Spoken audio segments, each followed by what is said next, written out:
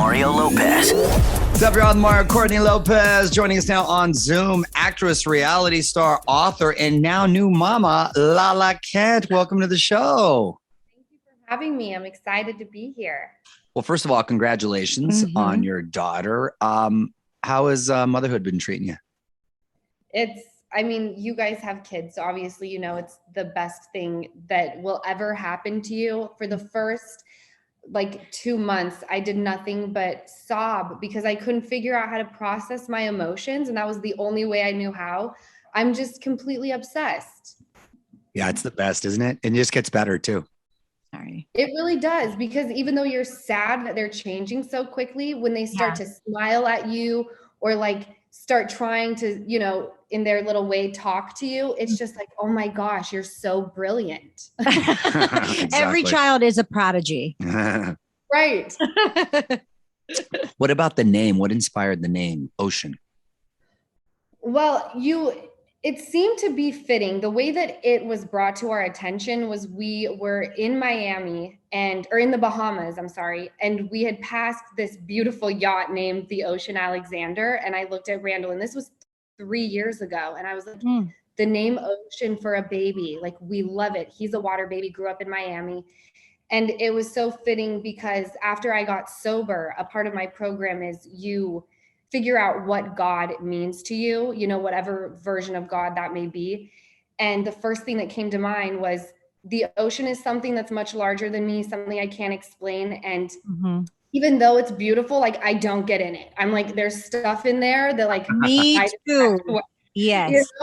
So we just, that's ironic. Yeah, you get it. So there was something about that was just, it seems so fitting, boy or girl. I was going to ask you, would you have done the same if it were a boy? Yeah, but I actually like it better for a girl.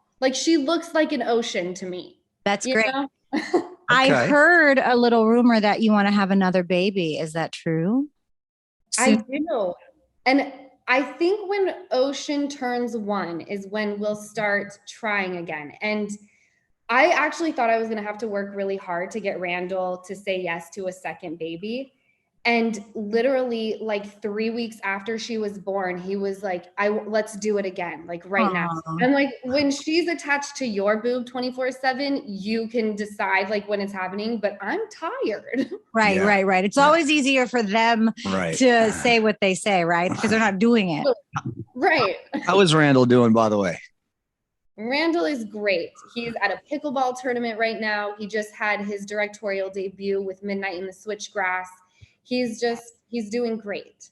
Please send him our best. Yeah, we saw him. I think you were pregnant when we saw him, right? Yeah, last time. Yeah. So that was at Mark's house. Exactly. We saw it. I ran into him a couple of times, so that's cool. I'm glad things are going well with you guys. Let's talk about Vanderpump Rules for a second. I know filming for season 9 is wrap. What can you tease us with? What can we expect? Well, after season 8, it was very confusing. Even for me being a part of the show, it was what is this show about now? Very new faces with giant storylines. And even, up until we started filming, just what the show had gone through with the loss of so many key cast members, I was very nervous. But we're back to the roots, and the stakes are much higher because, we have families now, and people are getting engaged, getting married, having babies, starting businesses. So even though the stakes are higher, we still have the core of what the show was about, which is really dysfunctional friendships that are also very resilient. Now, will the babies be at the bar? Yeah, Ocean really likes the bar. I mean, that's where she is right now. She was like, "There's a pool party at the W. Can I go?" And I was like, no, at Vanderpump. We need a fake ID though, because so much of it was surrounded, at work when you guys were working, and now you have families, and then those new. Because I've watched the show from the beginning, and I was a huge fan of yours when you came on because I like that badassness, if you will. That is so sweet. But, when the new characters came on, it took a minute to get into them, because it's just, I'm a creature of habit. And I was like, okay. But with the babies, I'm interested to see how, the road it goes down and the storyline.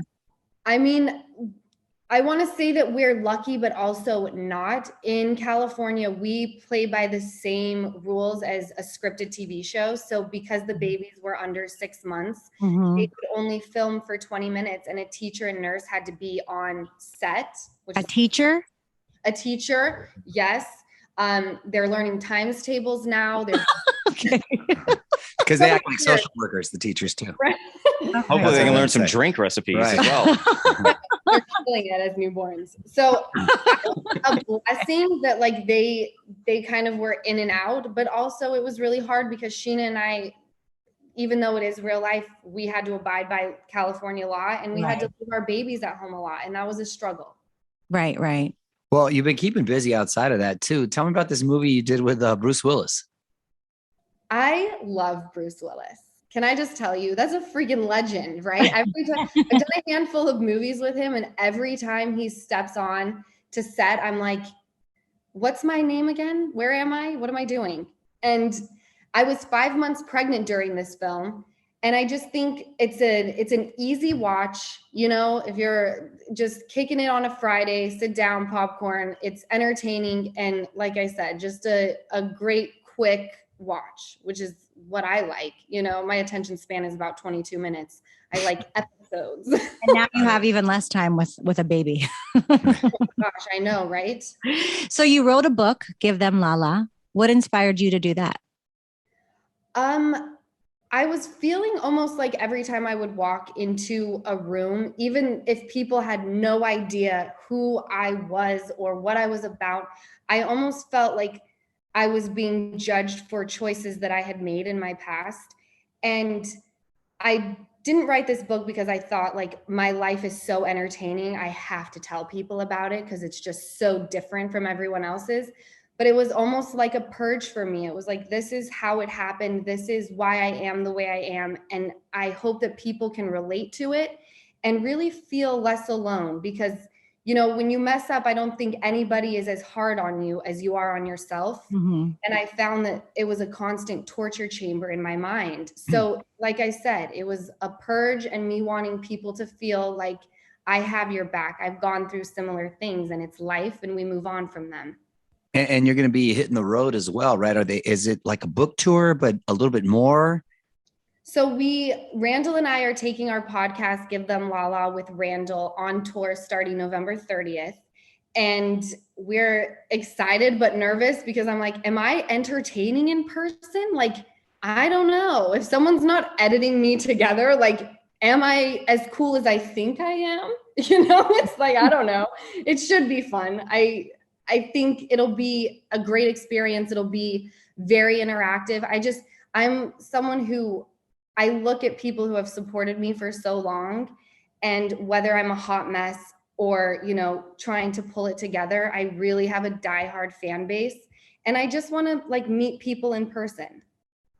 That's great. And I'm sure you'll relate to a lot of people, and I'm sure they have gone through what you've gone through as far as your sobriety and everything. And you'll be helping a ton of people for sure. Yeah. Sobriety is definitely a huge part of my story. Without that, I couldn't be a mom or a fiance or, you know, go out into the world and be a productive human. So that's all I want, is for people to relate to me and us find like a common ground to bond over. And you started the sobriety on the show, right? I started it shortly after we finished season 8. So after my dad had passed away, I got sober. Literally my last drink was 6 months after the passing of my dad. And October 22nd, I'll be 3 years sober. That's crazy.